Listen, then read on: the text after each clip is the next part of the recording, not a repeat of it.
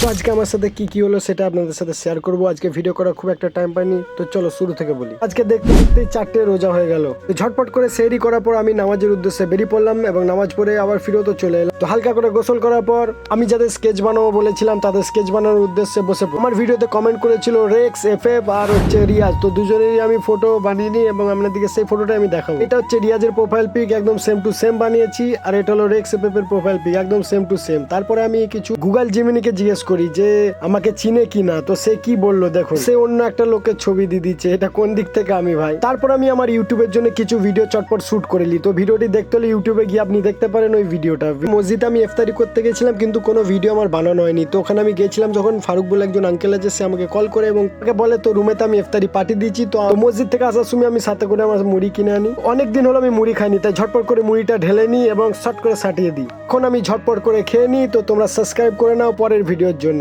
Thank you.